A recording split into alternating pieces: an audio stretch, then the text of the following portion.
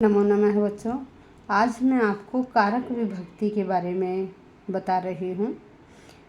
उपपद विभक्ति मैं आपको करवा चुकी हूँ। उपपद विभक्ति वह होती हैं जहाँ पद विशेष के अनुसार विशेष विभक्ति का प्रयोग किया जाए। जैसे आपको बताया था कि नमः यदि वाक्य में आता है तो नमः के योग में चतुर्थी आती है। अलम आए तो अलम के योग में तृतीय आती है। जहाँ अलम काफ़ी के अर्थ में आए वहाँ चतुर्थी आती है। इस तरह से हम उपपद विभक्ति कर चुके हैं। आज मैं आपको कारक विभक्ति, कारक किसे कहते हैं, जो क्रिया की सिद्धि के लिए कारण बनता है वह कारक कहलाता है। क्या? क्रिया की सिद्धि के लिए जो कारण बनता है वह कारक कहलाता है। कारक 7 प्रकार के हैं। नाम क्या है? कर्ता, कर्म, करण, संप्रदान, अपादान, अधिकरण और संबंध कारक। कुछ वैयाकरण संबंध को कारक नहीं मानते, वो कहते हैं ये संबंध है। तो हर कारक के लिए अलग अलग विभक्ति का विधान है। देखिए, सबसे पहले कर्ता कारक, इसके लिए प्रथमा विभक्ति का प्रयोग है। कर्ता कारक की पहचान होती है ने, काम को करने वाला कर्ता होता है, इसकी पहचान है ने, तो प्रथमा विभक्ति का प्रयोग किया जाता है। कर्म कारक की पहचान है को, तो वहाँ द्वितीय विभक्ति का प्रयोग किया जाता है। करण कारक की पहचान है से और द्वारा, वहाँ तृतीय विभक्ति का प्रयोग किया जाता है। संप्रदान पहचान है के लिए, संप्रदान के लिए चतुर्थी विभक्ति का प्रयोग किया जाता है। अपादान की पहचान है से, लेकिन ये से किस उसमें होता, अलग होने के योग में, तो वहाँ पंचमी का प्रयोग किया जाता है। फिर अधिकरण की पहचान है में पर पे, तो वहाँ सप्तमी का प्रयोग किया जाता है। संबंध कारक की पहचान है का के की, और उसके लिए षष्ठी विभक्ति का प्रयोग किया जाता है। ठीक है, तो अब हम कुछ वाक्य करते हैं जिससे आपको समझ में आ जाएगा।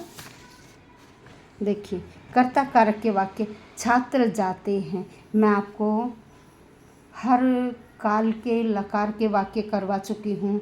वहाँ आपको बताया गया है कि पुरुष 3 हैं, प्रथम पुरुष के कर्ता कौन से हैं, मध्यम पुरुष के कौन से हैं और उत्तम पुरुष के कौन से हैं। तो वहाँ आपको यह भी बताया था कि जिस पुरुष का कर्ता होता है, कर्ता जिस पुरुष और वचन का होता है, क्रिया भी उसी पुरुष और वचन की आती है। तो देखिए, छात्र जाते, छात्र बहुत सारे हैं, वर्तमान काल का वाक्य है, लट लकार का प्रयोग होगा। छात्र आपके प्रथम पुरुष बहुवचन है, तो आप क्रिया भी लट लकार प्रथम पुरुष बहुवचन की लगाएंगे, छात्राः गच्छन्ति। ठीक है, ऐसे ही बहुत सारे वाक्य हैं, आप प्रैक्टिस करके देखिए। पत्ता गिरता है, पत्ता एक है, ठीक है, प्रथम पुरुष एक वचन है, तो पत्रम पतति। देखिए, प्रथम पुरुष एक वचन की क्रिया लगाई।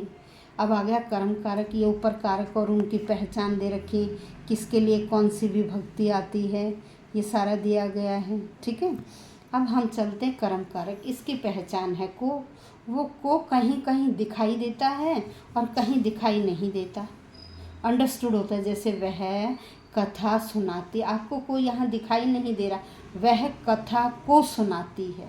क्या सुनाती? कथा को सुनाती आपको। ठीक है ना, तो यहाँ कथा में द्वितीय विभक्ति आएगी। कर्म कारक है, को के अनुसार द्वितीय विभक्ति का प्रयोग किया जाता है। सा कथाम शृणोति, वह कथा सुनाती है। ठीक है, फिर वह कथा को सुनाती नहीं, सुनती है। सुनना, शृणोति, सा कथाम शृणोति, सुनती है, वह कथा को सुनती है। हम गुरु को प्रणाम करते, भाई हम आपके क्या है, बहुत सारे हैं, उत्तम पुरुष बहुवचन का कर्ता वयम, तो हम के लिए आपने क्या लिखा, वयम। गुरु को के अनुसार द्वितीय विभक्ति लगाई, गुरुम, वयम गुरुम। वयम आपका उत्तम पुरुष बहुवचन है, इसलिए क्रिया भी उत्तम पुरुष बहुवचन आएगी। प्रणमाम है, क्या आया, प्रणमाम है, प्रणमाम है। अब हम चलते हैं इससे आगे। कर्म कारक हो गया। जैसे मैं शास्त्र को जानता हूँ, मैं आपका उत्तम एकवचन अहम, शास्त्र में आपने को के अनुसार द्वितीय विभक्ति लगाई शास्त्रम, अहम शास्त्रम जानामि, कर्ता उत्तम एकवचन है इसलिए क्रिया भी उत्तम एकवचन ही आएगी, जानामि। अब करण कारक की पहचान क्या, से या द्वारा, ठीक है। तो देखिए अब एक दो वाक्य करण कारक के करते हैं। राम ने रावण को बाण से मारा, पास्ट टेंस है, भूतकाल है, लंग लकार का प्रयोग करेंगे। राम है, राम ने, रावणम रावण को, बाण से, साधन क्या है, बाण है, और से पहचान है, तो बाण में तृतीया विभक्ति का प्रयोग किया, बाणेन। राम है रावणम बाणेन अमारयत, ठीक है। मैं हाथ से लिखता हूँ, हाथ में फिर तृतीय आएगी।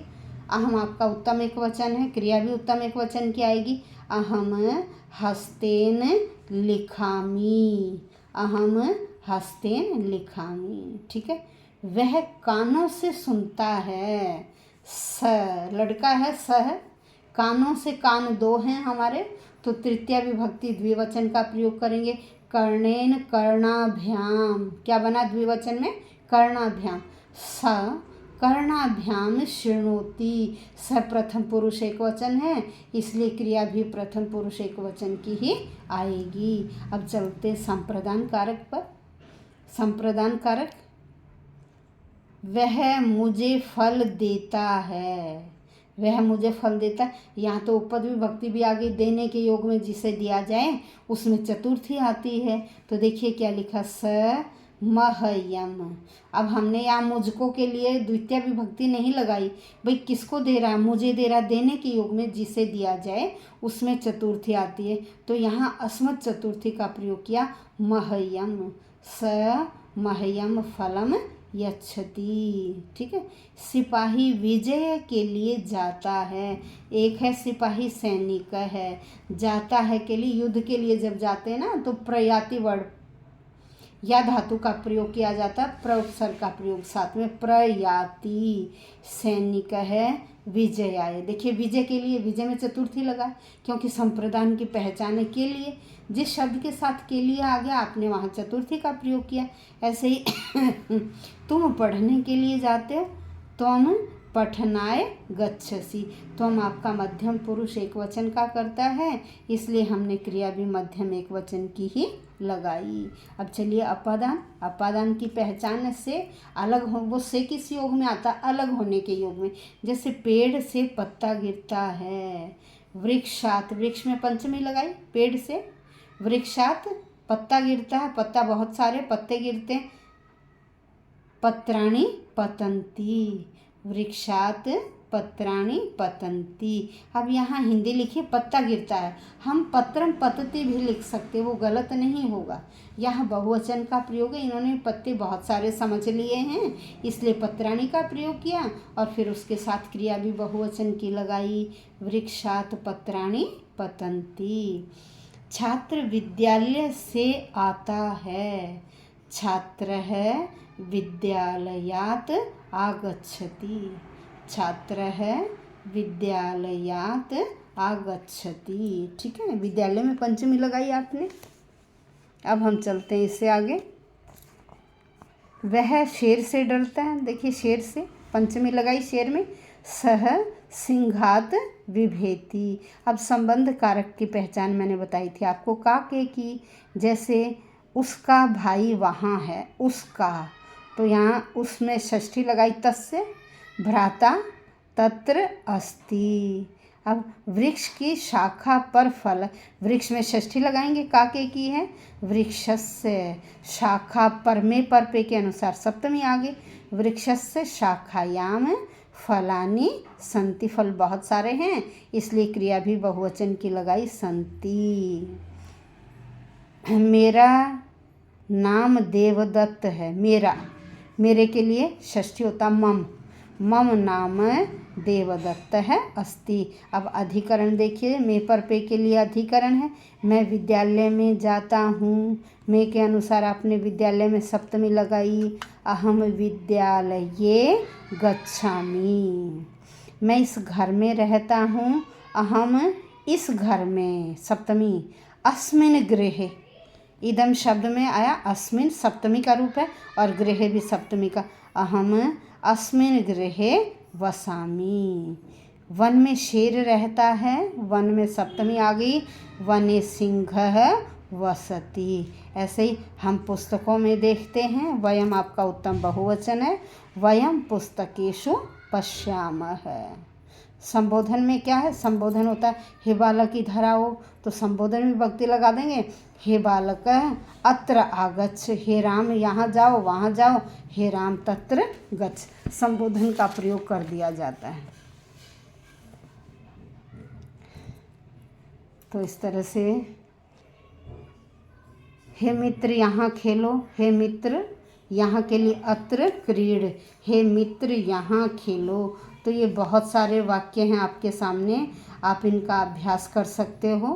ठीक है, एक एक करके आप अपनी रफ कॉपी में उतारिए और इनका अभ्यास करिए।